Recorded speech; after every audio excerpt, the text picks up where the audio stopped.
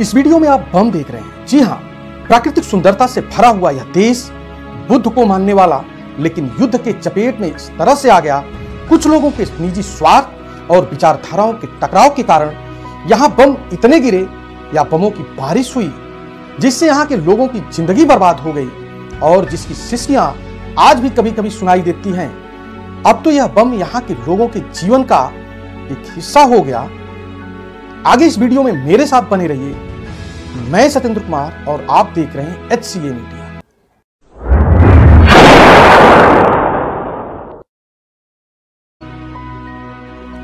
73 लाख जनसंख्या, 2,20,000 वर्ग किलोमीटर में फैला यह लाओस देश चाइना, थाईलैंड, वियतनाम से घिरा हुआ है, जो लैंडलॉक कंट्री है। प्राकृतिक सुंदरता से भरा हुआ, नदी, पहाड़, हरे भरे लहलहाते खेत, बुद्ध में विश्वास करने वाला, जो 13वीं शताब्दी में फान नुकुम राजा ने यहाँ पे इसका विस्तार किए।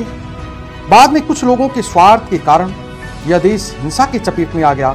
1893 में यह देश फ्रांस के कब्जे में आ गया। थोड़े दिनों के लिए सन 1945 में द्वितीय विश्व युद्ध के समय जापान इस पर कब्जा कर लिया, लेकिन कुछ दिनों बाद जापान हार गया। फ्रांस ने पुनः अपने कब्जे में ले लिया। 1954 को इस देश को आज़ादी मिली, लेकिन दो विचारधारा, कम्युनिस्टी और राजतंत्र के कारण यह देश गृहयुद्ध के चपेट में आ गया और बहुत खून खराबा हुआ। इस देश की हालत तब और खराब हो गई जब अमेरिका और वियतनाम के बीच युद्ध चल रहा था, क्योंकि एक तरफ चीन एवं रूस सपोर्ट कर रहे थे तो दूसरी तरफ अमेरिका। कहते हैं खेत खैलस गदहा, अब पिटाए लगल जोलहा। अमेरिका को लगा वियतनाम के सैनिक लाओस में जाकर के सैन्य प्रशिक्षण, हथियार पाते हैं एवं छुपते हैं। फिर क्या था, यहाँ बमों की बारिश होने लगी। जितना बम द्वितीय विश्व युद्ध में प्रयोग नहीं किए गए, जितना अफगानिस्तान और सीरिया में बम नहीं गिराए गए, उससे कहीं ज्यादा बम इस देश पर गिरा दिए गए और उन बमों की मोटा मोटी संख्या है 270 मिलियन।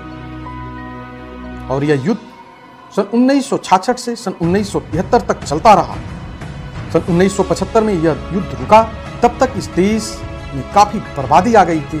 लाखों लोग काल के गाल में समा गए थे। उनका कसूर क्या था? जो मारे गए, जो अपाहिज रहे और जिंदगी दूभर हो गई। कभी कभी तो उसकी सिस्कियां आज भी सुनने को मिलती हैं। आखिर उनका कसूर क्या था? दो विचारधाराओं की लड़ाई के बीच में ये पिस गए। आज भी यहाँ खेतों में, अनजान जगहों पर जाने से लोग बचते हैं। सरकारी संस्थाएं तथा स्वयंसेवी संस्थाएं आज भी यहाँ बमों को खोजने एवं निष्क्रिय करने में लगी हुई हैं। मैदानों, पहाड़ों और पेड़ों की जड़ों तक में दिखते हैं, नदियों के घाटों पर दिखते हैं। इन बमों से लोगों का जीवन तो दूभर ही है, बच्चों के भी जीवन संकट में आ जाते हैं। लेकिन अब तो ये बम इनके जीवन का एक हिस्सा हो गया। देखिए कैसे इन बमों के खोल को लोग अपने दैनिक जीवन में यूज कर रहे हैं। अपने घरों के दरवाजों पे पिलर की तरह, नदियों को पार करने के लिए नाव बनाकर, और जगह जगह इकट्ठे भी किए जा रहे हैं। सन 1975 में युद्ध बंद हो गया। अमेरिका इस क्षेत्र से वापस गया। कम्युनिस्टी विचारधारा पुनः हावी हुई और यहाँ पे सरकार बनी। कम्युनिस्टी राजा को जेल भेज दिया।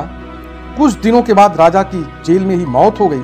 सन 1979 में यहाँ अकाल पड़ गया। लोग खाने के लिए परेशान होने लगे, अतः बहुत सारे लोग पड़ोसी देशों को पलायन हो गए। सरकार विकास चाहती थी, लेकिन कम्युनिस्टी विचारधारा की सरकार फेल हो गई। सन 1989 में आम चुनाव हुए।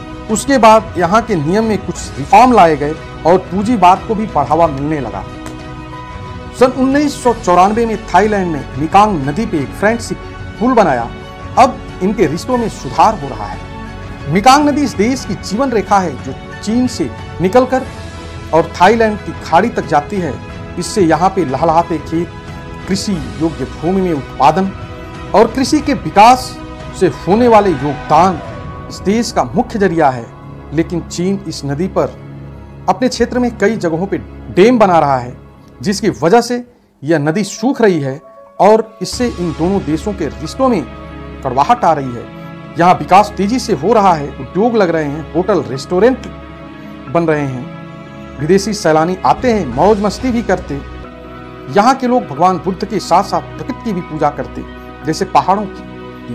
इस देश में हिंदू संस्कृति की भी छाप देखने को मिलती।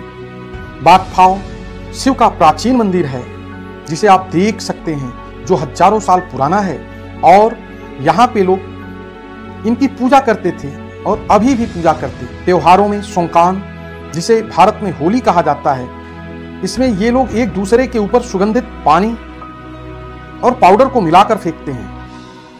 दीपावली भी मनाई जाती है। दीपक को केले के डंठल पर रखकर मोमबत्तियों से और फूलों से सजाकर ये लोग जलाते हैं और नदियों में प्रवाहित करते हैं। वियंतने यहाँ की राजधानी है और यहाँ की भाषा में संस्कृत और पाली का छाप है। यह वीडियो आप लोगों को कैसा लगा? अपने विचार कमेंट में लिखें। वीडियो को लाइक करें, सब्सक्राइब करें और बेल आइकॉन को दबाएं। हमें और हमारे टीम को इजाजत दीजिए। नमस्कार।